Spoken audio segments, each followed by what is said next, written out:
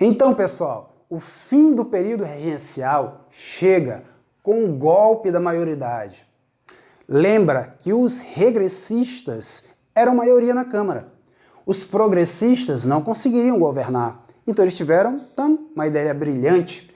Criaram o Clube da Maioridade, espalharam ele por todo o Brasil para angariar o apoio, pelo menos, de parte dos regressistas, para ter maioria de voto. E eles conseguem. E aí vem a pergunta: os regressistas eram tolos? Claro que não. Existia interesse dos regressistas nisso. Por quê?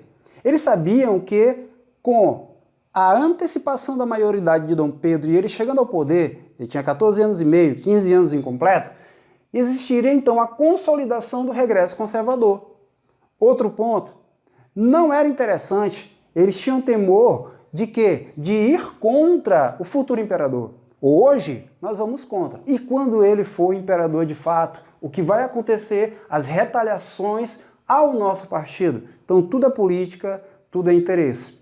Apoiando, então, antecipa a maioridade e Dom Pedro é considerado imperador em 1840. Perfeito? Terminando o período regencial. Mas eu fiquei devendo para vocês algo significativo, as revoltas. Tá bom? As rebeliões, onde a grande maioria foram o quê? Foram separatistas. Nem todas. Então eu vou fazer assim. Eu coloquei aqui uma lista das principais, pelo incrível que pareça, não estão todas aqui, ok? Vou falar um pouquinho de cada uma delas e vou colocar para ti uma tabelinha explicando cada uma delas no final do vídeo. Legal? Vamos lá. Ó, eu tentei colocar na ordem. 31, 32, levantes no Rio de Janeiro, ok? Tiveram vários levantes no Rio de Janeiro. Lembra que 31 é quando Dom Pedro abdica, em abril, tem as abriladas, perfeito? 32 a 35, a Cabanada. A Cabanada, ela era um movimento que queria o retorno de Dom Pedro. O retorno de Dom Pedro, perfeito? Vou colocar aqui um textozinho para que vocês aprofundem sobre a Cabanada. Pernambuco e Alagoas. Não vai confundir com cabanagem, por favor, perfeito? 24 de 35, uma das mais importantes inspiradas no movimento de independência do Haiti, assim como também aconteceu lá na Conjuração Baiana, revolta dos malês, escravos islâmicos que queriam o quê? A liberdade. Existem muitas controvérsias, tá? Sobre a revolta dos malês na Bahia. Ah, eles queriam matar todos os brancos. Calma, não é assim, pessoal. Eles queriam executar quem não fosse islâmico. Na verdade, o que nós temos de mais seguro é o fim da escravidão. Ganhar o recôncavo baiano e acabar com a escravidão, fugir, tá certo? Por quê? Os autos policiais foram feitos pelos brancos. Então é claro que os depoimentos vão estar lá. Ah, eles queriam matar os brancos, eles queriam matar os mestiços. Então, não é tão confiável assim. O fato é que a revolta dos malês é uma revolta contra a escravidão, contra a opressão e contra a imposição da religião católica. Isso é seguro. 35 a 40, a cabanagem. Um movimento, pessoal, que foi de caráter popular, apesar de existir a elite. A elite, lá no Pará, ela não aceitava a sua não participação na política nacional. O Pará até hoje é bem distante do restante do Brasil, né, turma? Então eles não tinham participação, distante do Rio de Janeiro. Então, para que manter-se?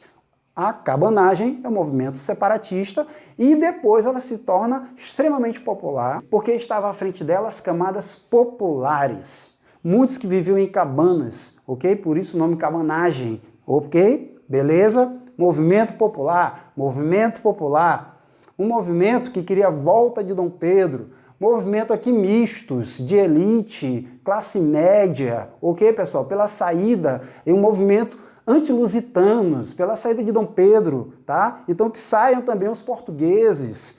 Farroupilha, a mais duradoura de todas elas, elitista, os grandes estancieiros, tá? E charqueadores que se revoltam contra o aumento do preço do sal, que aumenta o seu charque, que sai mais barato comprar o charque da Argentina ou do Uruguai, e depois se transforma num movimento republicano separatista, Rio Grande do Sul, República Rio-Grandense, e Santa Catarina, perfeito, pessoal? Também proclamou a sua república, República Juliana, para quem não sabe. 37 e 38, Sabinada, o movimento das classes médias, que acreditava na independência e retorno depois que Dom Pedro voltasse a ser imperador. Ó, ser independente e voltar a se anexar ao Brasil depois que Dom Pedro voltasse a ser imperador, isso é complicado. Então, na Bahia, o movimento das classes médias, liderado por um médico, Sabino, perfeito? Balaiada, minha preferida, claro, São Luís, Maranhão, chega até o Piauí, movimento extremamente popular. Claro que as elites estão aqui, nós temos as elites, nós temos os negros e temos os caboclos, tá? Os mestiços do interior. É o movimento sertanejo que luta contra a escravidão, que luta contra a opressão, a miséria, o desemprego no Maranhão.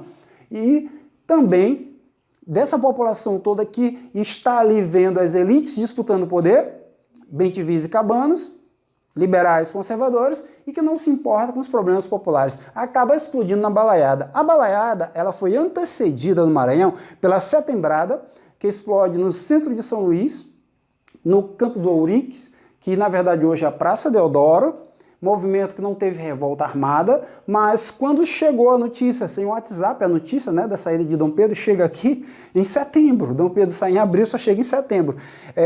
Os brasileiros pediram a saída dos portugueses, que o juiz de paz expulsasse os portugueses, tirassem as armas da casa dos portugueses e que tirassem ele dos cargos públicos. Os brasileiros adotados, na verdade, quem eram? Eram os portugueses que juraram fidelidade à Constituição brasileira, que eles permanecessem, mas não ocupassem cargos. Deu para entender? Perfeito. O que acontece é que o governador, presidente de província, diz aceitar, mas depois reprime. E em novembro, a revolta explode sim, agora de forma armada, mas ela ganha o campo e se transforma numa revolta popular e rural. 31. Beleza? A insurreição do Crato também queria o retorno de Dom Pedro I e acontece lá no Ceará. Beleza? Legal? Turma, obrigado por acompanhar o quadro História em Cena com o professor Everjon. Valeu!